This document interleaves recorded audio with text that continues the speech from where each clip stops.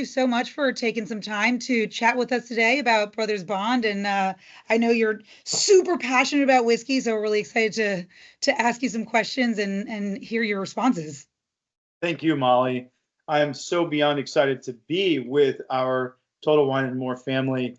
This has meant the world to me and to us as a team. So to be able to do this with you on a Thursday morning is really something very special. And thank you for always being such a champion of our brand, but always just helping build fun experiences for people, Yeah. building memories. That is what it's about. What made you fall in love with bourbon in the first place? You know, it really is. Everyone's story is always so different. Mine is of the most familial, like grounded way, which was, growing up, having a very intimate relationship with the poverty line growing up. Um, Bourbon was, in Louisiana culture,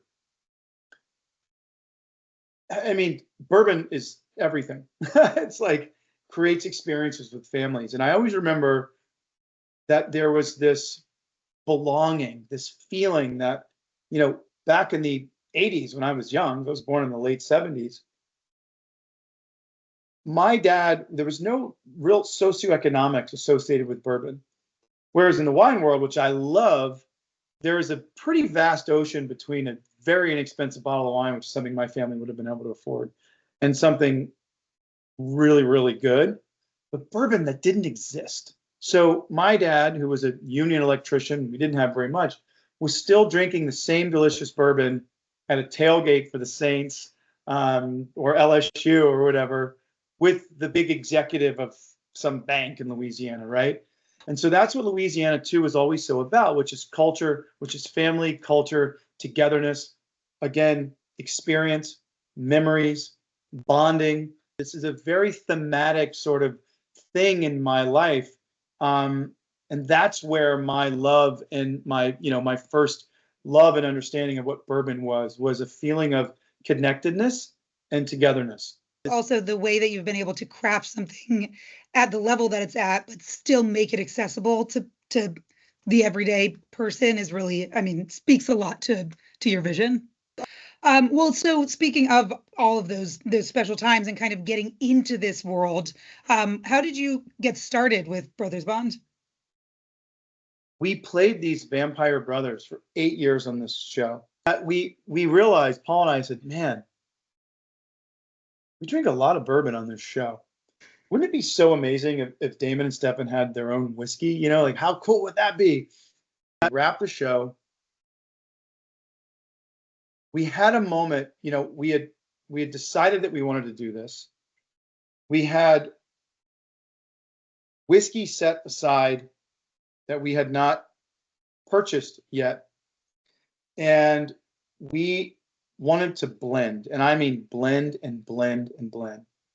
And then Paul and I started this journey of blending for over a year with two very core foundational sort of pillars, if you will. One of them was immediate approachability. Like we knew we had a very strong, robust, and amazing millennial female following. There was no need for them to have to drink their grandfather's bourbon because they would try it for us at least. And then all the guys that are in their lives would say, okay, yeah, you know what? Let me give this a shot. Mm-hmm. That immediate approachability, whether you are LDA, Gen Z, or millennial, or, my 85-year-old dad or my 70-something-year-old mom, you could sit and you could sip this literally out of the bottle and it was delicious. Mm-hmm. But the other core foundational sort of pillar was that it had to have a complexity and a nuance that even, the snootiest, pardon my French, bearded bourbon drinker like me, could sip this and say, wait a minute, this is a really well-crafted spirit. Hold on, these guys are not playing around. Mm-hmm. And that's what we aimed to do because we knew that if we could deliver this at a lower ABV and let people actually get into the categories, really start tasting it. That's where we started.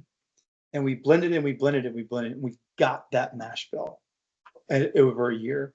And I remember where I was I remember when Paul, Paul doesn't get too excited about a lot of things. He's very just sort of like very cool for school, and because we've gone through so many iterations of this, Right. when he finally took that one sip, and the thing about it is it has to taste the same at 7 p.m. as it does at 7 a.m. And so early in the morning, Paul comes over, and it's COVID. We were a pod, and Paul takes a sip and he goes, man, it's like, that's really good. You could see it in his face, like, oh my God, this journey. It's not that it's over. Now it's just begun. And so that's how we got this mash bill, which was designed for equal sensory proportion, right? Like you're tasting grains over your palate in the most balanced, harmonious way. And then that's what we got. And then the proof was in the pudding, because once we released that mash bill as a cask strength, an unfiltered, uncut version of itself, it's now one of the highest awarded whiskeys in the world. And it's rated as like one of the top 10 whiskeys on the planet, just because of the consistency and the obsessive nature of my blending habits, which is just for total consistency, right? And always trying to elevate that flavor. And so that obsessive quest for quality, coupled with the authenticity of the story, really hits home for people and allowed people to say, yes, I'm going to give this a shot. Do you have an aha moment in the creative process of distilling, which I feel like you kind of answered, but I'd like in the nature of that question, like what what was your blending and like mash bill discovery like kind of how did you go about challenging your palate and figuring out what to test and that kind of thing? The aha moment was when you spend that amount of time putting together a profile, both a nose experience and a mouth experience, right? Because sometimes you'll smell a whiskey, a bourbon, or a single malt, whatever, but we make bourbon. And that mouth experience, I mean, that nose experience is so magical. There's so much, there's just so many notes. It's so dynamic, but that mouthfeel doesn't necessarily follow that experience. Right. And you're let down. We did not want that to happen. We wanted to go from an unbelievable nose experience to an absolutely incredible mouthfeel and mouth experience. And that aha moment was the balance. The balance of flavors across your palate, because certain parts of your palate experience grains or the yeast quality of that floral note in a certain way. And because we were not in any rush, we had no timelines. This was something that we wanted to do, that we knew we got it right. Yes, there it is.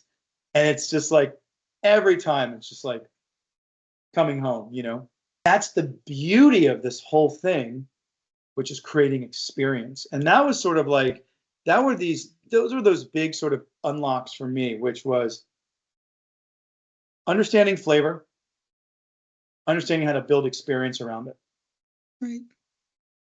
And that's where that, it takes a lot of energy, but you never even know, it's that purpose, right? It's that thing. I always tell whether young people or old people, like we're all in search of this one word that is so elusive that no one really talks about it in schools or at work, or wherever it is. And it's like the one word that can set you free. And it's the most important word, I think, in any language, obviously other than love, because love is incredibly important. That word is purpose. Mm-hmm. If you think about it, it's the one thing that we're all searching for, no matter how old we are, whether we're 6 or 66 or 86. Some of us find it, some of us don't, but we're all searching for it. And after spending a lot of time, energy, and money with my own foundation, building out youth programs around the world, I was always so interested in what makes someone tick, especially young people, but also in adults. What is that thing that makes the sun come up and go down 2 or 3 times before you ever even knew time elapsed, you know? It's it's purpose. And so there is a little bit of an equation and a little bit of formula that no one talks about. What we figured out was you find purpose when you marry skill with passion. When you bring together the things you're good at with the things you love, then you find purpose. And then boom, your whole world opens up to you. And it's something that no one can ever take from you. And so I always encourage people, especially like sort of searching and looking and not necessarily super stoked where they are in the world or looking for that next thing. That's what you bring together, skill and passion. And you'll be so blown away by how far it will take you. And that's what I found in agriculture, making whiskey, and making vitamins, that skill and passion drives us all, that purpose. And that's how I found my purpose. And so it's really a fun story, but it's so authentic. No, that's awesome. I'm over here getting chills. I love it. But for those who don't really necessarily know this about you, I know you're super passionate about sustainability, and that you guys were the first to launch a bourbon made with regenerative grains. Do you mind speaking to that a little bit, like why it's important to you, what you think it means for, or what you hope it means for the future of bourbon, and yeah. For sure. Listen, it's all of, if you ever want to change anything, you have to do it from the inside out. Mm-hmm. And I just connect to the idea of being a lifelong student of these incredible categories of life, right? Agriculture, whiskey, the health of the planet, and the people. How do we make the world a better place? Well, one of the things is we shift it from being an extractive economy to a regenerative economy. And that starts with whiskey. We were the first, if you ever look back, first press release that came out of a company putting regenerative grains in barrels. That was Brothers Bond. And we pride ourselves in that. We were the first business to ever come out and say in this space that, hey, through corporate governance, right, at the tippity top of our operating agreement, we give money, gross sales, not some fancy, accounting footwork, to regenerative agriculture, because we know regenerative agriculture will balance the planet in a way that is so positive. Here's how. People say, well, what the heck is this regenerative agriculture thing? Why should I care? Super simple. Regenerative agriculture is just the use of planned grazing methods and using living, growing plants. Just agriculture at scale to sequester enormous amounts of carbon dioxide, store it safely back in the ground where it belongs. Now, when you do that, you feed all those vital microorganisms in the soil. So the soil gets healthier, plants get healthier, and then that community and microenvironment and microclimate gets better. And what we've noticed is since 1945, since after World War II, we've lost 65% of our topsoil. We've also lost 65% of the nutrients in our food. Those are not coincidences. There's a reason there's a parallel, right? So regenerative agriculture just takes out the high use of synthetic chemicals and replaces it with smarter farming practices. That's it. So once you start doing that, you elevate your food, you elevate the economy around that food, and you elevate human health. Now, if you tell a farmer they can make more money doing something that's better for their land, better for their family, and better for them not to get sick and be full around all these chemicals, they're going to go, how? Let's do it. Brothers Bond started helping fund Kiss the Ground, the organization, our funds to Kiss the Ground, the organization. Now, what we have the ability to do right now, and what we are doing, we are pushing the realm of hitting this 100 million acre conversion mark, right? We're about 3/4 of the way there. We're at about 70 million acres converted or converting from conventional agriculture to regenerative agriculture, which is no tillage for the most part, cutting out high use of synthetics. And so if you think about it, when you cut out pesticides, fungicides, herbicides, fertilizer, and then all the diesel to deploy all of that, you get to about a $400 an acre savings. Now, think about this as a farmer. Now, look, we make whiskey, right? Grain. I use a lot of grain. There's about 200 million grain acres in this country, production acres roughly, right? Now, if you were to multiply $400 of savings of an acre times 200 million, you know what that number is? $80 billion. We send to Monsanto, which is a foreign company, or to Syngenta, which is a foreign company. Why would we ever send almost $100 billion of farmers' money overseas? Right? That's just grain agriculture. Right. There's additional food agriculture and then industrial agriculture. So we're talking about saving the US hundreds of billions of dollars per year. Now, when you do that, communities make more money. So school districts get better, water districts get better, after school programs get implemented. Farmers can take their wives and kids to dinner not once a week, not once a month, once a week. They get to go to Disney World. They get to go buy a new truck at the local Chevy or Ford dealership. You see what I mean? We're literally rebuilding America from Main Street up, not Wall Street down. And that is something, I get chills thinking about it. That's something that people can really, really feel and gravitate toward, because we're only here to do it because it's for people. And while I know that it's very sort of like doom and gloom out there for people, I'm here to tell you that I look at the data all the time, and we will get to a very powerful zero net carbon place very soon with the deployment of this sort of old world technology. This is how we change the planet. And it's so powerful, and it gives people such a great feeling that it's unmistakable. So I'm just excited to be able to deliver this, because we built a bourbon company saying, you know, we're doing this first, and we want the entire industry to do it. Yeah. If anybody takes anything from this, this is what we're here to say. There's not only just hope, but there's action, which is, you know, awareness is great. Awareness coupled with action is better. I think what's so very unbelievably special for what us and our group and all the farmers around the world who are really doing this and around the country, we're going to make farming literally the coolest thing ever. So it's like, yes, here we go, you know? Grain to glass. And by the way, celebrating farmers, right? A lot of producers don't know how the soil works. And so what we set out to do is to bring two words into the whiskey category, right? That's never really talked about in whiskey. Now, it rules the wine industry. Those two words are terroir and season.